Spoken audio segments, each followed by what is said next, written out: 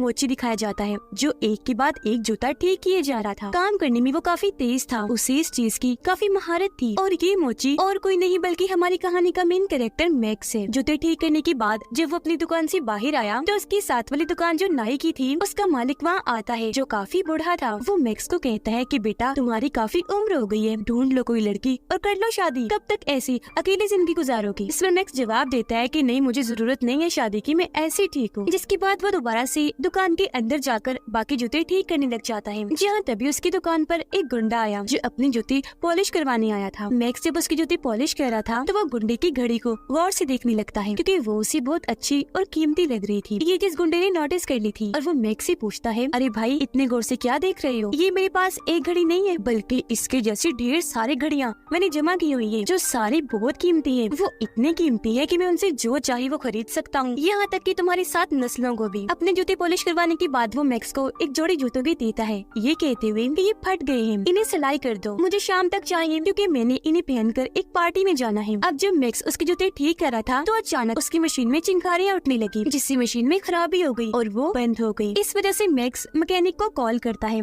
और उसे कहता है कि मुझे अपनी मशीन अर्जेंट ठीक करवानी है। इस पर मैकेनिक ये कहकर मना कर देता है कि भाई देखो 2-3 दिन तक मैं बहुत मसरूफ हूँ तो इतने जल्दी तुम्हारी मशीन ठीक नहीं कर सकता। जो सुनकर मैक्स परेशान हो गया क्योंकि उसे कैसे भी करके शाम तक गुंडे के जूते ठीक करके देने थे। तभी उसे याद आया कि बेसमेंट में भी हमारी एक काफी पुरानी मशीन पड़ी है जिसे पहले मेरे डैड इस्तेमाल करते थे, उनसे पहले दादा और फिर उनसे पहले परदादा, यानी वो खानदानी मशीन थी। अब उस मशीन पर जाकर मैक्स गुंडे के जूते आराम आराम से ठीक करने लगता है और वो जूते ठीक करने में कामयाब रहता है। जिसके बाद वो रात भर गुंडे के आने का इंतजार करने लगा, पर जब वो नहीं आया तो मैक्स जूतों का नंबर देखता है जो 10:30 था। वो सोचता है ये तो मेरा ही नंबर है, चलो पहन के देखता हूँ। अब जैसे उसने जूते पहने हैरत वो ही गुंडे का रूप ले लेता है। जब उसने शीशे में देखा कि मैं गुंडा बन गया हूँ उसे झटका लगा। अब वो जैसे जूते उतारता है दोबारा से अपने रूप में वापिस आ जाता है। फिर वो जाकर दुकान बंद करता है। वापिस आकर उसने दोबारा जैसे जूते पहने वो फिर से गुंडा बन जाता है। चौंक कर एक जगह पर बैठ गया। उसे कुछ समझ नहीं आ रही थी कि आखिर ये मेरे साथ हो क्या रहा है। वो 10:30 नंबर के और जूते ढूंढता है जो उसे मिल भी जाते हैं, लेकिन जब उसने पहने तो उसका रूप नहीं बदला। अब की बार वो हैरान रह गया ये सोचकर कि ये क्या हुआ, अब मैंने ऐसा क्या कर दिया जो ये जूते पहने से भी मेरा भेस नहीं बदला। उसने जब जहन पर जोर डाला तो उसे याद आया, ओ हाँ मैंने गुंडे के जूते अपनी मशीन से नहीं बल्कि उस पुरानी मशीन से सिलाई किए थे, तो शायद उसमें ही कोई जादू है। इसीलिए अब वो किसी और के जूते उसे मशीन से ठीक करता है। टांके लगाकर उसने जैसे जूते पहने वो अब सच में जूतों के मालिक का भेस ले लेता है। जिसके बाद वो कई सारे जूतों को टांके लगाकर उन्हें पहन कर देखता है क्योंकि जब भी उसका रूप बदलता था उसे बहुत मजा आ रहा था। ऐसा लग रहा था जैसे किसी छोटे बच्चे के हाथ में कोई अनोखा खिलौना लग गया हो। वो गलती से एक बूढ़े आदमी के जूते पहन लेता है जिसका चेहरा जख्मी डरावना था। ये रूप लेकर वो जैसे शीशे में देखता है डर की वजह से उसकी तो हालत ही खराब हो जाती है। अब ना जाने उसके दिमाग में क्या आता है, वो एक लड़की की हाई हील्स वाला जूता उठा लेता है। उन्हें टांके लगाकर जब पहनता है तो वो उसी औरत का रूप ले लेता है जो औरत जवान नहीं थी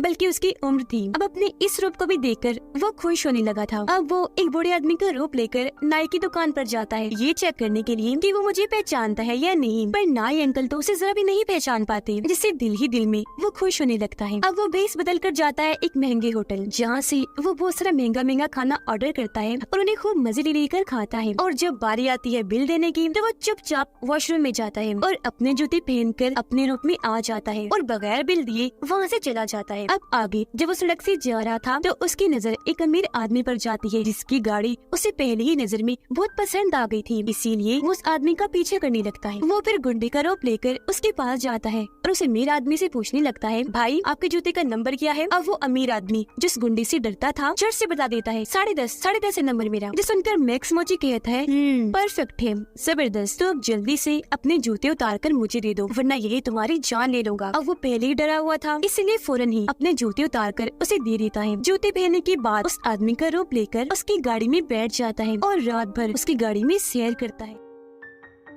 मस्ती से गाड़ी चलाता है क्योंकि उसे बहुत मजा आ रहा था। इस वजह से भी वो खुश था क्योंकि अब से पहले वो तो बस आम लोगों के जूते ही पहन चुका था। आगे वो अपने घर जाता है जहाँ वो उसकी बूढ़ी माँ को देखती है जिनसे वो बहुत प्यार करता था, पर आजकल बेचारी बहुत बीमार रहने लगी थी, बिस्तर पर ही पड़ी रहती है। वो अपनी मोम से पूछता है कि माँ अगर जिंदगी में आपको किसी जैसा बनने का मौका मिलता तो आप क्या बनती? इस पर उसकी मोम जवाब देती है, कुछ भी नहीं बेटा, मैं तुम्हारी माँ बनकर ही खुश हूँ, लेकिन अगर ऐसा मुमकिन होता तो मैं आखिरी बार तुम्हारी डैड की शादी न करना पसंद करती। लेकिन क्योंकि तुम्हारे डैड तो मर चुके हैं तो ये चीज तो मुमकिन ही नहीं। अगले दिन मैक्स जो अपनी दुकान पर था तो एक बहुत ही खूबसूरत लड़की उसकी दुकान पर आती है अपने दोस्त के जूते ठीक करवाने के लिए। मैक्स उसे देखता ही रह गया, फिर कहता है मैम आप बिल्कुल भी परेशान मत होइए, मैं इन जूतों को एकदम फिट करके रख दूंगा, वो भी बहुत थोड़े ही टाइम में। फिर शाम को लड़की की दोस्त के जूते ठीक करके वो उन्हें खुद ही पहन लेता है और उसके दोस्त का रूप लेकर लड़की के घर पहुंच जाता है जहाँ वो वॉशरूम में नहा रही थी। तो वो भी अंदर घुस जाता है। अब तभी मैक्स को याद आता है कि अगर ये जूता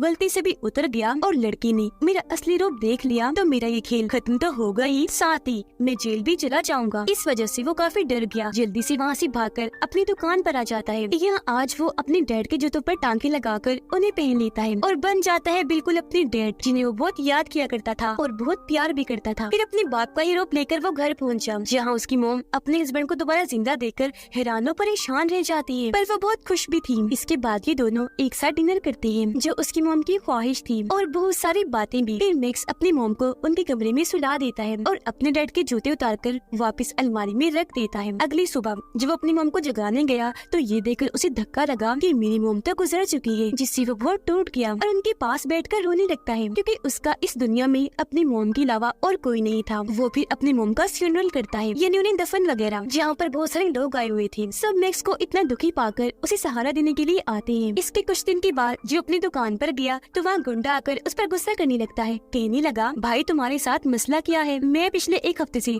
तुम्हारी दुकान के चक्कर काट रहा हूँ पर हमेशा दुकान बंद होती है, कहाँ थे तुम और मेरे जूते कहाँ हैं, ठीक भी किए या नहीं। जिस पर मैक्स जवाब देता है भाई वो दरअसल मेरी मॉम की मौत हो चुकी थी इसलिए मैं दुकान नहीं खोल पा रहा था। गुंडा बोला तो ये बात है, अफसोस हुआ सुनकर, पर अब जल्दी कर मेरे जूते दे। मैक्स बोला अच्छा तो पहले वो पर्ची दो जो मैंने तुम्हें रसीद के तौर पर दी थी। गुंडा कहने लगा पर्ची, कौन सी पर्ची, मेरे पास कोई पर्ची वर्ची नहीं है। मैक्स कहते हैं तो फिर ठीक है, अगर पर्ची नहीं है तो फिर जूते भी नहीं है। ये सुनकर तो गुंडे को बहुत गुस्सा आ जाता है, इसीलिए उसे धमकाने लगा कि बच्चों अगर तो कल तक मेरे जूते ना मिली तो तुम्हें भी मार कर तुम्हारी माँ के पास भिजवा दूंगा, फिर वहाँ बैठकर बनाते रहना ये पर्ची वर्ची। ये कहने के बाद वो यहाँ से चला जाता है। उसके इस बर्ताव पर मैक्स को बहुत गुस्सा आया, इसीलिए वो अपने कस्टमर का रूप लेकर उसका पीछे करने लगता है। अब वो हमेशा अपने पास लोगों के जूते रखता था, इसलिए बार बार बेस बदल कर उसका पीछे करने लगा ताकि गुंडे को उस पर शक न हो। पीछा करते करते उसे पता चला कि ये गुंडा तो बहुत ही खतरनाक इंसान है जो लोगों से मारपीट करके जबरदस्ती पैसे वसूल करता है। अब आगे जब गुंडा किसी काम के सिलसिले में वहाँ से जाता है तो मैक्स उसका रूप लेकर उसके घर में घुस जाता है जहाँ उसे गुंडे की दोस्त मिलती है जो उस पर गुंडा समझकर बहुत गुस्सा करने लगी क्योंकि गुंडे का बर्ताव उसके साथ ठीक नहीं था। तो वो यहाँ से घर छोड़ के चली जाती है। उसके जाने के बाद मैक्स पूरे घर की तलाशी लेता है जहाँ उसे एक ब्रीफकेस मिला जिसके अंदर बहुत सारी गन्स पड़ी हुई थी जो देखकर उसकी आंखें खुली की खुली रह जाती हैं। अब उसे नहीं पता था कि इन गन्स में से एक गन करंट का झटका लगाती है जिससे इंसान बेहोश हो जाता है। इस चीज से अनजान वो अपने ही हाथ पर गन को टेस्ट करता है जिससे उसे इतना जोर का झटका लगता है कि वो कई घंटों के लिए वहीं गिरकर बेहोश हो जाता है। काफी घंटों के बाद जब उसे होश आई तो वो जल्दी से गुंडे का रूप लेकर वहाँ से निकलने लगता है, लेकिन उसने जैसे दरवाजा खोला सामने असली वाला गुंडा खड़ा था। अब अपने बेरोपिये को अपने ही घर में पाकर उसे बहुत बुरा लगा। उसे हैरत तो हुई लेकिन वो उस पर झपट पड़ता है, उसे बहुत सारे मुक्के मारता है और जान से मारने की कोशिश करता है, पर उससे पहले ही मैक्स झटकी वाली गन से उस पर शूट करता है। गुंडे को भी जोरदार झटका लगा जिससे वो वहीं गिरकर बेहोश हो जाता है। इस चीज का फायदा उठाकर मैक्स जल्दी से उसे रस्सियों की मदद से बांध देता है। आगे जब गुंडे को होश आई तो वो अपने सामने एक बच्चे को पाता है जो जाहिर है और कोई नहीं बल्कि मैक्स ही था। वो गुंडे से कहता है कि देखो भाई मैं तुम्हें कोई नुकसान नहीं पहुँचाऊंगा, तो मुझे बस इतना बता दो कि वो तुम्हारी महंगी महंगी घड़ियां कहाँ रखी है। इस पर गुंडा हंसने लगा ये कहते हुए कि मैं तो नहीं बताऊंगा और हाँ बस मुझे यहाँ से निकलने दे, फिर देखना मैं तुम्हें जान से मार डालूंगा। मैक्स हंसते हुए बोलता है पागल हो क्या, तुम रस्सियों में बंधे हुए हो, मुझे मारने के लिए तुम्हें पहले इन रस्सियों से आजाद होना पड़ेगा। जिसके बाद वो उसी औरत का रूप लेकर दोबारा से गुंडे के पास आया और उसे धमकाने लगता है कि जल्दी बता दो वो घड़ियां कहाँ रखी है वरना मैं तुम्हारा वो हाल करूंगा कि तुम याद रखोगे। इस धमकी से गुंडा थोड़ा घबरा गया, इसीलिए उसे घड़ियों का पता बता देता है कि वो कहाँ है। घड़ियां लेने के बाद मैक्स वहाँ से जाने ही वाला था कि तभी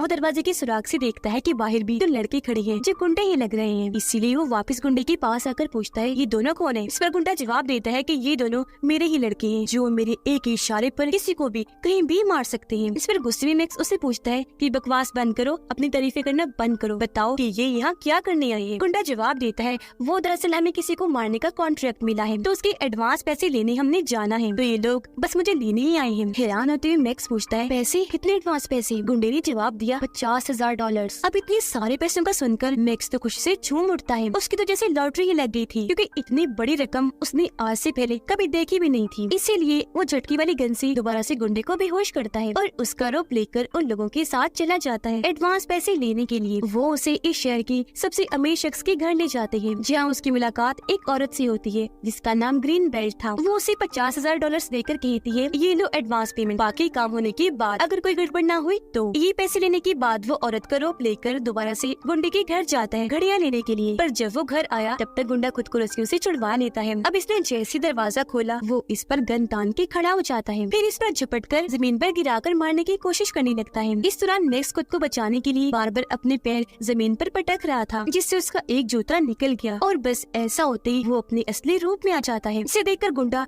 एकदम हैरान रह गया, उसे झटका लगा, ओह ये क्या। पर जब मैक्स ने वहाँ से भागने की कोशिश की तो गुंडा उसे दोबारा से पकड़ लेता है और फिर से मारने की कोशिश करने लगा। पर खुद को छुड़वाने के लिए मैक्स अपने सैंडल की हाई हील से उस पर हमला करता है। हाई हील गुंडे की गर्दन में घुस गई, जिससे वो वहीं गिर गया। उसका गला फट गया था, जिसमें से बहुत सारा खून आने लगा और यहीं पर गुंडे की मौत हो जाती है। अब ये देखकर मैक्स काफी परेशान रह गया। वो डर भी गया था, क्योंकि आज से पहले उसने इतना बड़ा गुनाह नहीं किया था। वो वहाँ से भाग जाता है। घबराहट में घड़ियां पैसे भी वहीं भूल गया था। घर जब आया तभी उसे सुकून नहीं आ रहा था, उसे दुख हो रहा था। इसीलिए खुद ही को इस चीज की सजा देने के लिए वो पुलिस स्टेशन पहुंचा, जहाँ पर वो ऑफिसर्स को सारी बात बताकर खुद को उनके हवाले कर देता है। लेकिन जब पुलिस वाले उसके साथ गुंडे के घर आए तो वहाँ लाश तो दूर की बात, उसके खून का हल्का सा निशान भी नहीं मिलता और तो पैसे और घड़ियां भी वहाँ से गायब हो चुकी थी। जो सब देखकर मैक्स काफी हैरान और परेशान रह गया कि ये क्या हो गया। अब ये देखकर पुलिस को गुस्सा आया, क्योंकि उन्हें लग रहा था कि मैक्स पागल है और इसने हमें भी पागल बनाने की कोशिश की। इसलिए वो मैक्स को कहते हैं, या तो तुम किसी मेंटल हॉस्पिटल में जाकर दिमाग के डॉक्टर को चेक करवाओ या खुद ही पागल खाने दाखिल हो जाओ। जो कहकर वो यहाँ से चले जाते हैं। अब जब मैक्स अपनी दुकान पर वापस आया तो वहाँ उसे पैसों और घड़ियों से भरा हुआ बैग भी मिल जाता है और साथ ही उस औरत की हाई हील्स भी, जिन्हें देखकर वो काफी हैरान रह गया। सोच में पड़ जाता है अब ये काम किसने किया होगा। जिसके बाद वो बैग को उठाकर कहीं जाने ही लगा था कि तभी साथ वाली दुकान की नाई आकर उसे कहने लगती है, मैक्स बेटा ये तुम क्या कर रहे हो? जब से तुम्हारी मॉम गुजरी तुम ठीक से दुकान ही नहीं खोल रही, कभी आते हो कभी नहीं आते, ये क्या चल रहा है सब? इस पर मैक्स जवाब देता है, अंकल अभी मैं एक काम से जा रहा हूँ, किसी के पैसे लौटाने हैं, तो इस टॉपिक पर आकर आपसे बात करता हूँ। इस पर नाई उसे कहने लगा कि बेटा जो पैसे तुम्हारे पास है इन्हें तुम अपने ऊपर खर्च करो, इतना भला बनने की जरूरत नहीं है।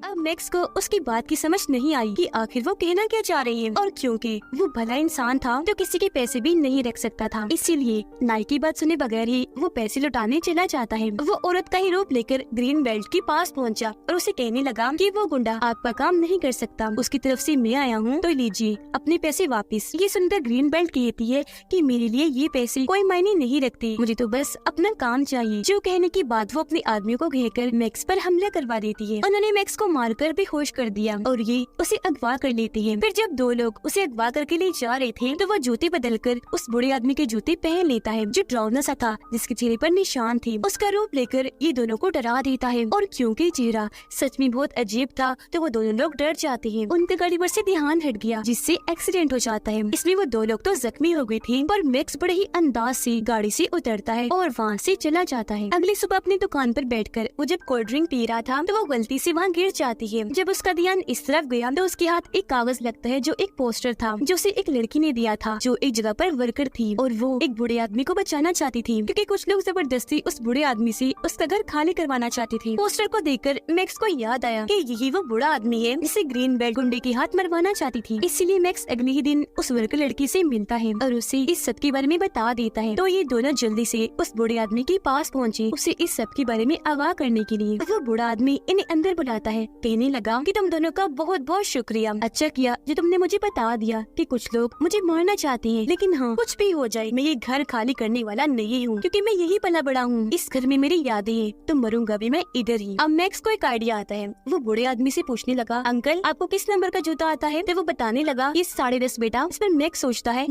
परफेक्ट प्लान है, और अगले ही दिन बूढ़े आदमी का जूता पहनकर उसका भेस बदलकर ग्रीन बेल्ट से मिलने जाता है। उसे कहने लगा कि मैं घर खाली कर दूंगा, पर उसकी बदले इन्हें मुझे $1,00,000 चाहिए। अब ये डील काफी अच्छी थी, जिसके लिए ग्रीन बेल्ट मान जाती है। इसलिए अगले ही दिन उसके आदमी उस तक $1,00,000 पहुँचा देती है। वो सारे पैसे मैक्स बूढ़े आदमी को दे देता है, जिन्हें लेकर अगले ही दिन वो अपनी बेटी से मिलने निकल जाता है। फिर ग्रीन बेल्ट बूढ़े आदमी के घर को चेक करने जाती है कि वो घर खाली करके गया है या नहीं। वो जब वहाँ पहुँची तो बूढ़ा आदमी वहीं बैठा हुआ था और हम जानते हैं कि ये और कोई नहीं बल्कि मोची मैक्स है। ग्रीन बेल्ट उसे कहती है, जब तुम्हारे पैसे मिल गए हैं तो तुम ये घर खाली करके क्यों नहीं गई? वो हैरान होते हुए कहने लगे, क्या कहा? पैसे? मुझे कोई पैसे नहीं मिले और अब तो मैं ये घर बिल्कुल भी खाली करके नहीं जाऊंगा। जो सुनकर ग्रीन बेल्ट को गुस्सा आ जाता है, इसीलिए वो कहती है, चुपचाप ये घर खाली कर दो, वरना तुम्हारी उम्र तो पहले ही काफी हो गई है। मैं तुम्हें मार डालूंगी, कुछ भी पता नहीं चलेगा तुम्हारा, जिसके बाद तुम्हारी बेटी को भी मार दूंगी। अब उसकी धमकी सुनकर पीछे से एक रिपोर्टर कैमरा के साथ बाहर आता है, जिसे देखकर ग्रीन बेल्ट काफी चौंक जाती है। अब उसे मजीद गुस्सा दिलाने के लिए मैक्स उसे आंख मार देता है। बस फिर क्या था, ऐसा होते ही ग्रीन बेल्ट गुस्से में और भड़क गई, उसे मारने के लिए आगे बढ़ी, जहाँ इस सब को कैमरे में रिकॉर्ड करके टीवी पर चलाया जाता है, जिससे ग्रीन बेल्ट को गिरफ्तार कर लिया जाता है धांधली करने के जुर्म में। अगले दिन जब वो अपनी दुकान पर था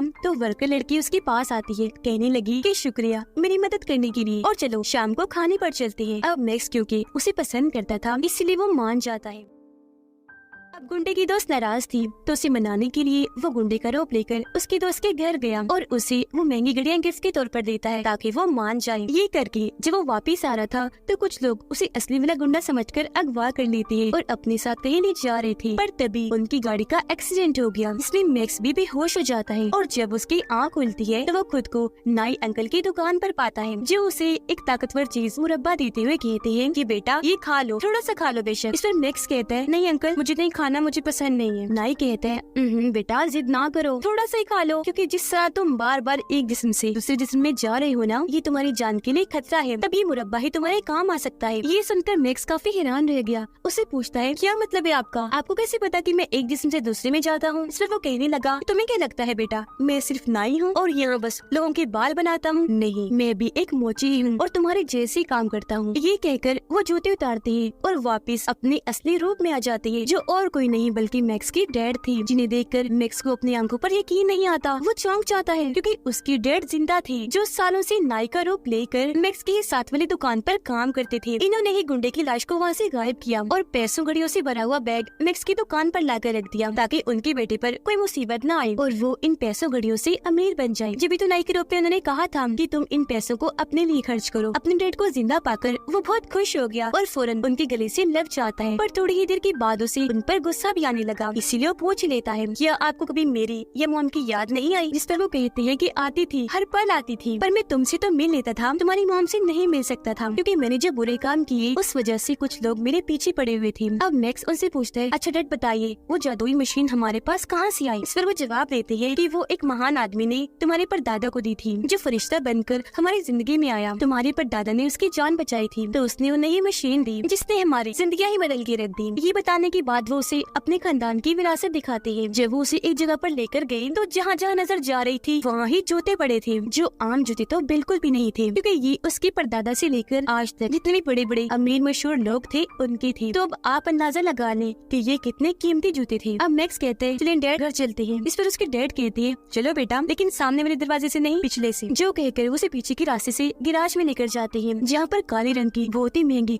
खूबसूरत गाड़ी खड़ी थी, जिसे चलाना हर किसी का सपना था और इसे चलाने के लिए उसके डैड ने एक बहुत अच्छा ड्राइवर भी रखा हुआ था। जिसके बाद उसके डैड बताते हैं कि बेटा हमारा इसके अलावा और भी काफी बड़ा बिजनेस है। तुम्हें अभी तक यही पता होगा कि हम सिर्फ जूते सीने का काम करते हैं, पर सिर्फ यही नहीं, हम ड्राई क्लीनिंग का भी काम करते हैं और हमारे पास जितने भी लोगों के कपड़े आते हैं उन्हें भी हम इस मशीन से टांका लगाकर अपने मकसद के लिए इस्तेमाल करते हैं। तो बेस बदलने वाला चक्कर न सिर्फ जूतों के साथ है बल्कि कपड़ों के साथ भी है, और कपड़े भी अमीर अमीर बड़े लोगों के हैं। तो हम दुनिया में किसी भी इंसान का रूप लेकर वो बन सकते हैं, जो कोई आम बात नहीं, एक बहुत बहादुरी ताकत की बात है। ये बताने के बाद वो अपनी इस गाड़ी में बैठकर यहाँ से घर के लिए निकल जाते हैं। ये जिंदगी उन्हें बहुत खुशियाँ देती है, वो सुकून से अपनी जिंदगी गुजार रहे थे और इसी के साथ ये फिल्म इधर ही खत्म हो जाती है।